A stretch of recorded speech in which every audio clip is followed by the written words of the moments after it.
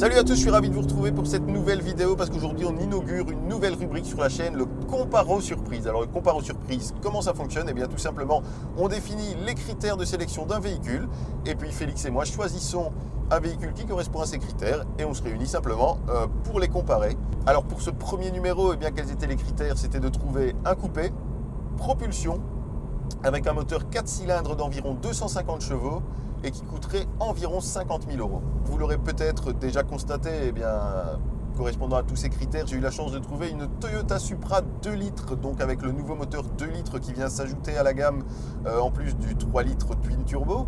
Donc un moteur qui fait 258 chevaux et on est sur une version de base à 49 990 €, donc parfaitement dans les critères.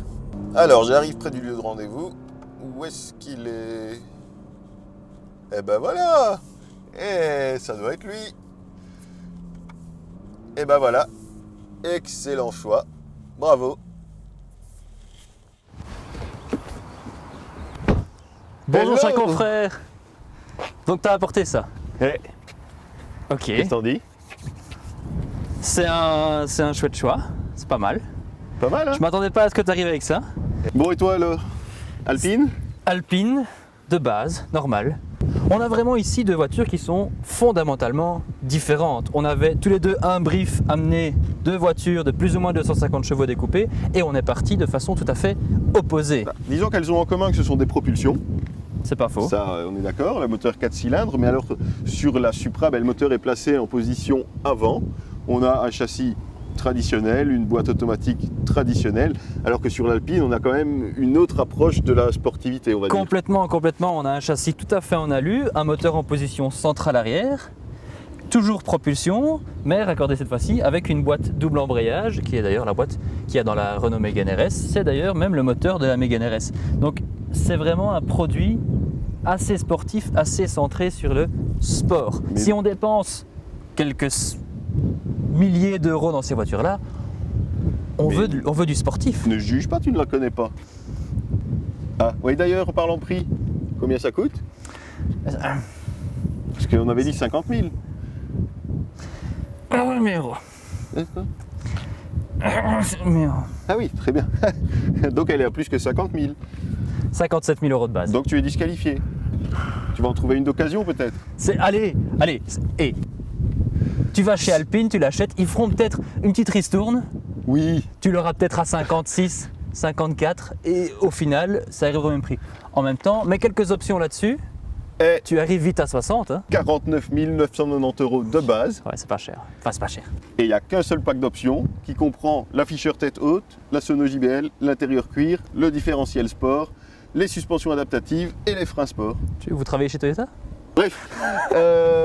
Et donc, pour à peu près 54 000 €, tu as une bagnole absolument full. Alors d'ailleurs, c'est intéressant de préciser que sur le 3 litres, eh bien, 95% des ventes se font sur le haut de gamme. Donc tout le monde prend la bagnole full option, ce qui est assez logique finalement. Sur le 3 litres, je peux comprendre, parce que c'est un petit peu moins entrée de gamme. C'est déjà un véhicule plus puissant, on en est prêt à mettre 65 000 € dedans. Ne sois pas désobligeant avec ma Supra, c'est pas une entrée de gamme, c'est pas comme ça qu'il faut la voir. C'est la 2 litres, c'est la voiture plus légère, c'est la voiture du pilote, que la 3 litres, c'est pour les personnes qui ont un certain confort de vie, je dirais, qui ont une autre approche de la bagnole. Là, c'est léger, c'est vif, c'est sportif. C'est la Supra, c'est la Supra qu'il faut, quoi. Léger, vif, sportif. Ouais. Ouais, mais de toute façon, t'étais ça, trop c'est quoi? cher. Donc, Ah, allez. Bon, tu sais ce qu'on va faire? On va régler ça au volant. c'est quoi ces clés? C'est des clés d'une marque très peu connue. Renault.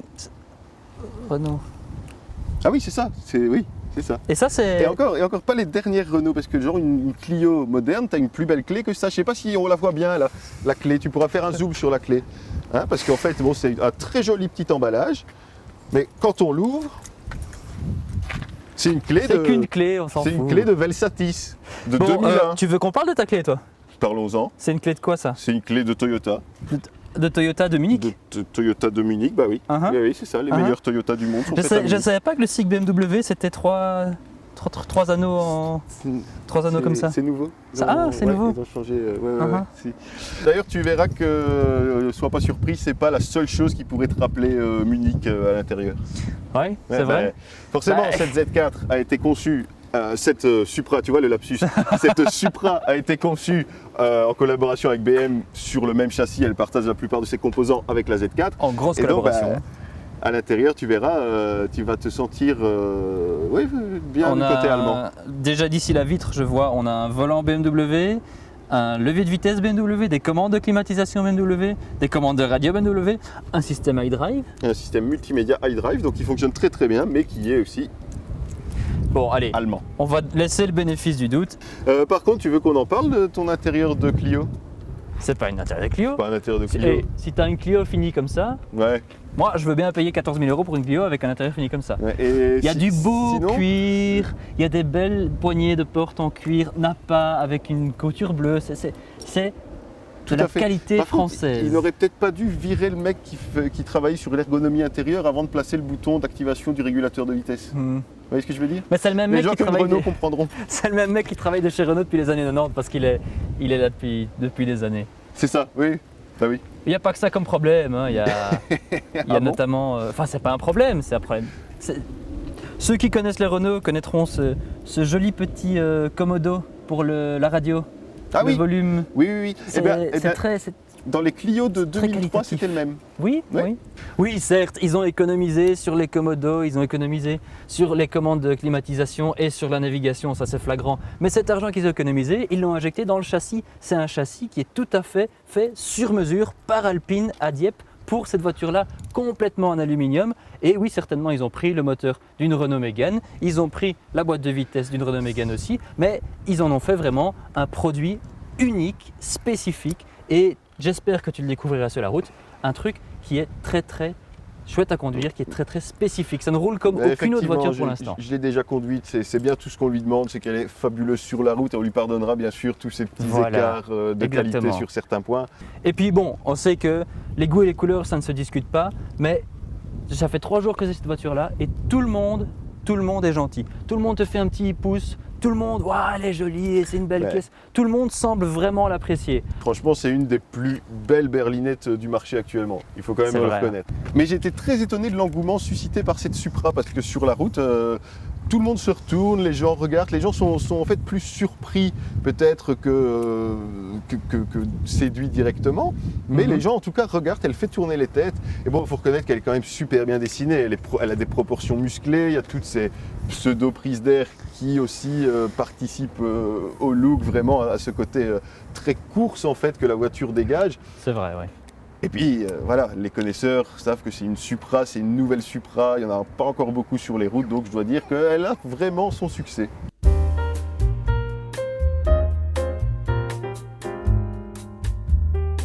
Elle est plus confortable que l'Alpine, ça on est tout à fait d'accord.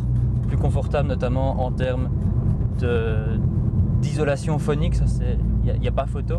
Mais en termes de suspension, elle est peut-être un petit peu plus souple, mais c'est très très mal contrôlé. Sur cette route-ci, elle sautille de gauche à droite, de gauche à droite.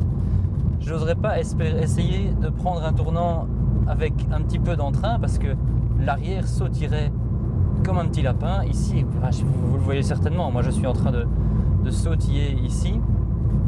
Heureusement, j'ai pas mangé avant parce que sinon, ce serait une autre histoire.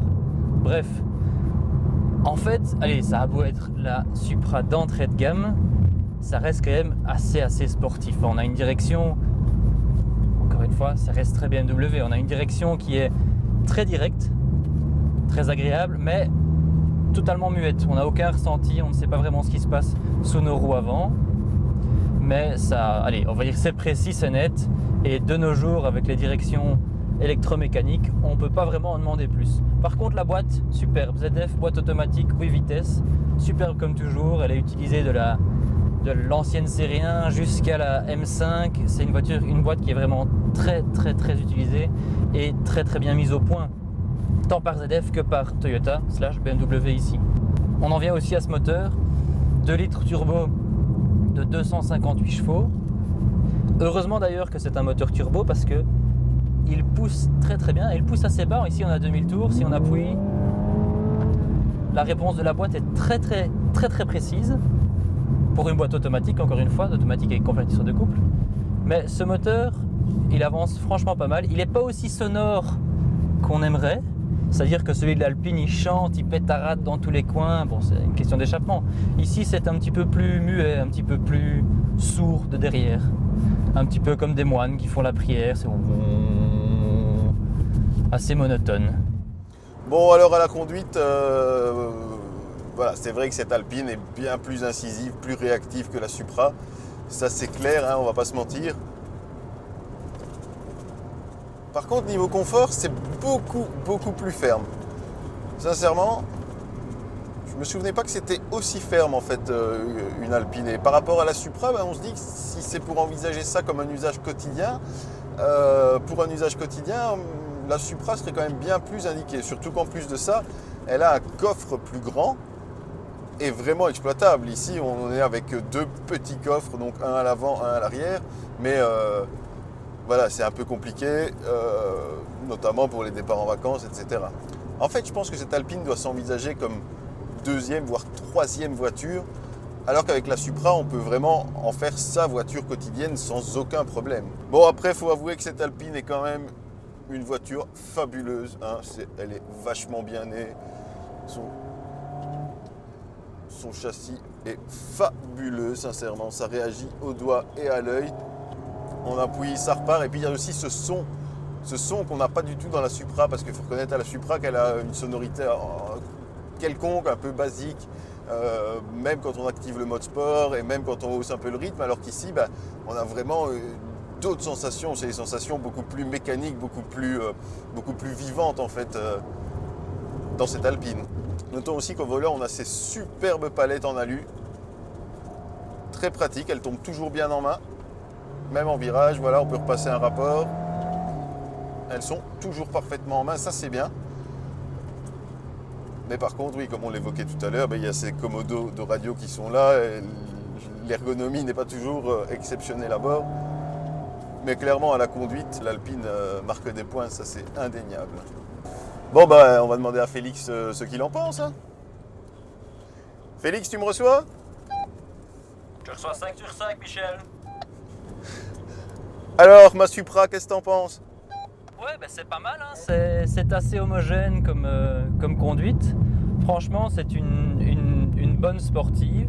Bon, moi je trouve que la direction est un petit peu muette, direction électromécanique, mais bon, de nos jours on peut pas vraiment en demander plus. Je trouve que le moteur pousse très fort, il pousse très bien. Et surtout la boîte, la ZF, là franchement il n'y a rien à redire pour une boîte automatique à convertisseur de couple. Je pense que de nos jours on ne fait pas mieux.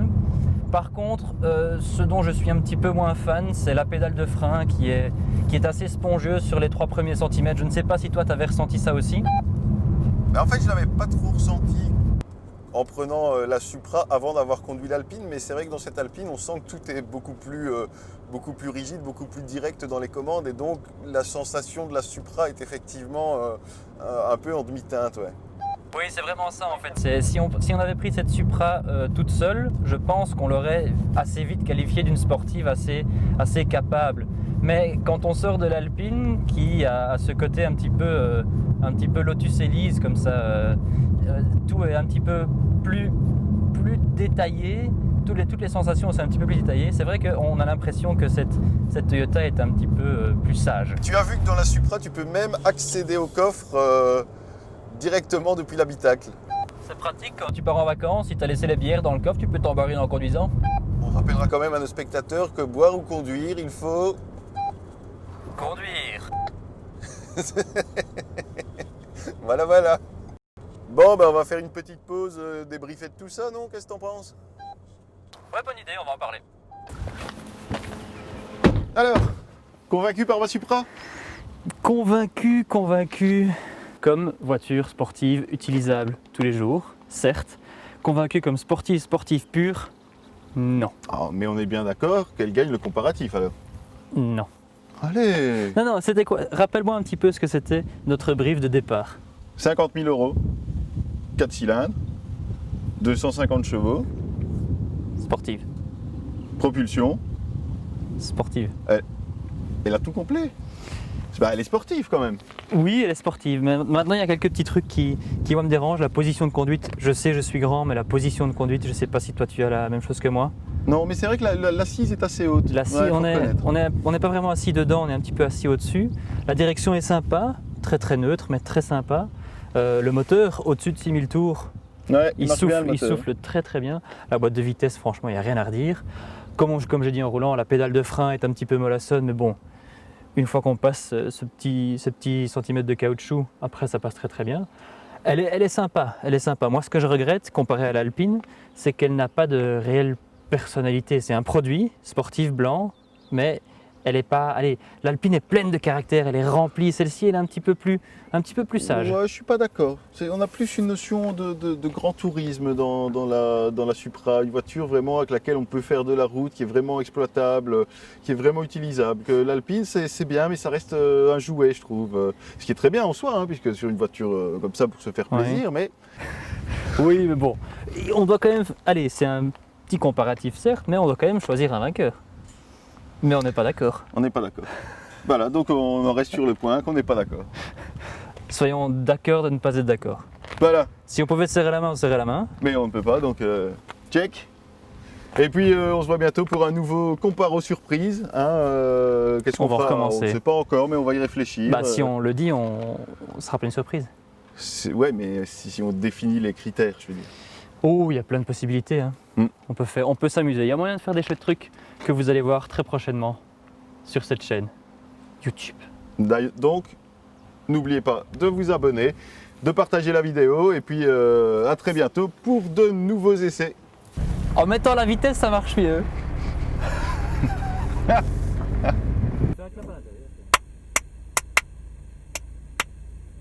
Je dis maintenant, je l'ai, je la garde.